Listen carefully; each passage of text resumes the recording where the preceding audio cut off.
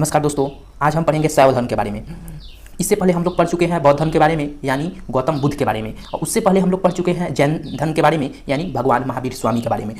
उसका लिंक इस वीडियो के डिस्क्रिप्शन में दे दूंगा, आप लोग देख लीजिएगा। आज हम पढ़ेंगे शैव धर्म के बारे में। सबसे पहले बताइए, शैव भक्ति के विषय में जो प्रारंभिक जानकारी है कहाँ से मिलती है, तो सिंधु घाटी से मिलती है, सिंधु घाटी से प्राप्त होती है। ठीक है दोस्तों, पहला शिवलिंग उपासना का प्रथम पुरातात्विक साक्ष्य कहाँ से मिलता है, जो कि हड़प्पा संस्कृति से शिव धर्म शिवलिंग का प्रथम साक्ष्य मिलता है। सबसे पहले बात करूँ तो ऋग्वेद में शिव धर्म को, शिव भक्ति को क्या कहा जाता है, तो रुद्र कहा जाता है, रुद्र देवता। तो रुद्र का कहने का मतलब क्या हुआ, रुद्राक्ष यानी भगवान शिव की याद आती है। अब देखिए, अर्थवेद में शैव धर्म को क्या कहा जाता है, भौ कहा जाता है। भौ, शैव, पशुपति तथा भूपति से अर्थधर्म में ये इतने नाम हैं। और लिंग पूजा का वर्णन कहाँ मिलता है, तो मत्स्य पुराण में लिंग पूजा का वर्णन मिलता है। और लिंग पूजा का प्रमाण कहाँ मिलता है, आप लोग को मन में आता होगा लिंग पूजा का प्रमाण कहाँ मिलता है, और एग्जाम में पूछ भी देता है। तो लिंग पूजा का प्रमाण कालीबंगा से मिलता है। ठीक है दोस्तों, और कालीबंगा से जोते हुए खेतों का भी प्रमाण मिलता है। ये वीडियो मैं पढ़ा चुका हूँ, अगर नहीं देखे हैं तो लिंक डिस्क्रिप्शन दे दूंगा, आप लोग देख लीजिएगा। तो कालीबंगा कहाँ है, राजस्थान में है। राजस्थान में घग्गर नदी के किनारे है। ठीक है दोस्तों, ये याद रखिएगा। शिव धर्म, शिव की पत्नी, शैव धर्म में क्या क्या नाम है शिव की पत्नी का, तो प्रज्ञा, पार्वती, उमा, गौरी और भौरी गौरी।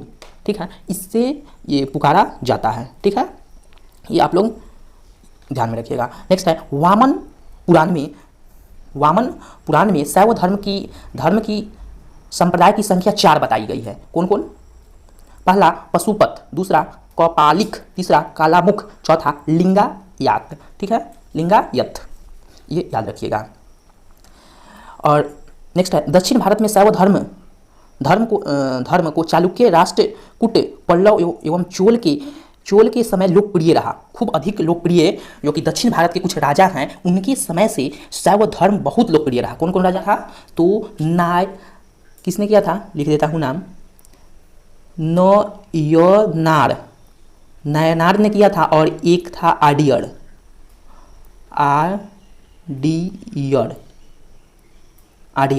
ये दोनों संत द्वारा किया गया था। ठीक है दोस्तों, ये बात आपको ध्यान में रखना है। नेक्स्ट है कौशल मंदिर यानी एलोरा का मंदिर, जो कि राष्ट्रकूट ने इसका निर्माण कराया है। एलोरा का मंदिर कहाँ है दोस्तों, महाराष्ट्र में आपको देखने को मिलेगा एलोरा का मंदिर। इसका निर्माण राष्ट्रकूटों ने करवाया। चोल शासक का राजा राज प्रथम ने तंजौर में प्रसिद्ध राजेश्वर मंदिर का निर्माण कराया था।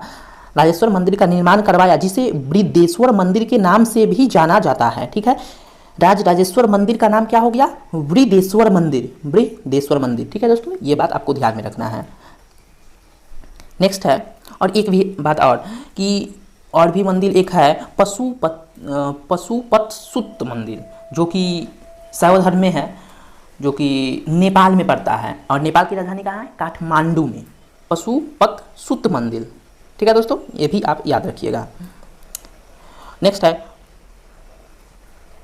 कुषाण शासक का मुद्राओं पर शिव एवं नंदी का एक साथ अंकन प्राप्त होता है। जो कुषाण शासक थे वो मुद्राओं पर शिव और नंदी का ये अपना ये अंकन प्राप्त करते थे। वो मुद्राओं यानी पैसों पर, नोटों पर, सिक्कों पर। ठीक है दोस्तों, ये बात आपको ध्यान में रखना है। नेक्स्ट है आजीवक संप्रदाय के संस्थापक किसे कहा जाता है, तो मखलीपुत्र गोसाल थे आजीवक संप्रदाय के संस्थापक। ठीक है, ये पूछता है एग्जाम में, नहीं भूलिएगा। और शैव संप्रदाय के प्रथम उल्लेख कहाँ से मिलता है, तो पतंजलि से मिलता है। पतंजलि में महाभाष्य से मिलता है शैव संप्रदाय के प्रथम उल्लेख। पतंजलि जो कि योग्य गुरु थे। ठीक है दोस्तों, ये भी याद रखिएगा। और घोर अक्रियवादी संप्रदाय के संस्थापक पूरन कश्यप थे। घोर अक्रियवादी के संस्थापक कौन थे, पूरन काश्यप थे।